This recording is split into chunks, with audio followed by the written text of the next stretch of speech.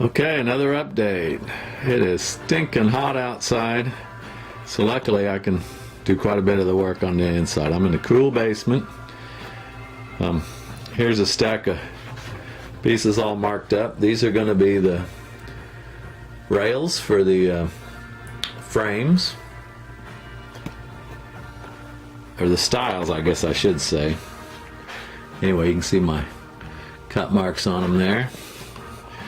This is my joiner for putting a square straight edge on the pieces to glue up. Here's some of the glued up panels. Here's a new one, and here's the one that we put together. Not doing a very good job holding this camera. After seeing this one, where it's the flat panel going to be on the outside, and seeing the raised panel on the back, we think you're going to like the raised panel better, but this is all uneven because it was the back, so we'll make the front even. You can see I didn't make it permanent here with the drawbar holes. I put two of them in, drove pegs in where you offset the hole of the tenon. That's the tongue that slips into the hole there, or into the mortise, and when you drive that peg in, it pulls everything up real tight, so no glue needed. Here's some more pieces cut, ready to do more machining on. So I'll cut these will actually be cut out on the saws in the barn for the tenons of the frames. You can see I got a couple of more panels glued up. They're upside down there. This is what my glue up looks like, using 8 pounds per gallon of water there. Just got it clamped and just on my workbench here.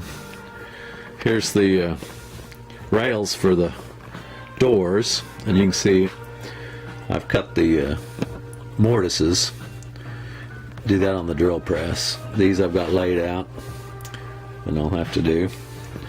This is my marking gauge. You can just set that wheel. I think Uncle Richard has one that he made in shop class, but this is mine. I bought it, and you can see it marks the line quite nicely there on the uniformly. So everything's coming off the outside. That's what see that little pencil mark there, that little V, the pig's tail. That's all carpenter marks that I learned at the Woodwright School. So we know that this is the side that goes together. Now I don't know if you can see the triangles, but these two boards, well, not those two. Anyway, you can mark triangles so you know which is up, which is right, which is left. And if, of course, there are no other carpenters here, but if there was another carpenter here, they could pick up and know exactly what I meant, rather than writing your own code, front, back, right, left, whatever.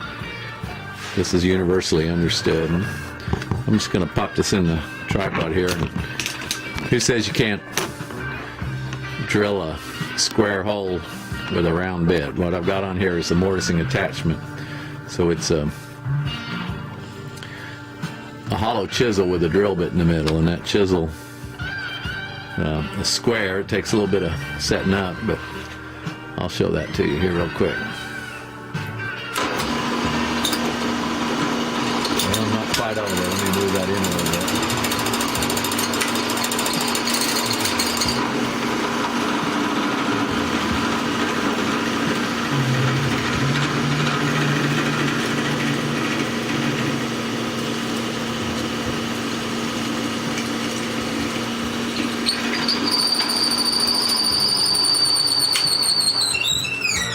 So it gets hot and squeaks and squeals in that, but it beats the heck out of chopping it with a chisel like we did in a school, because I've got so many of these to do and they're so deep.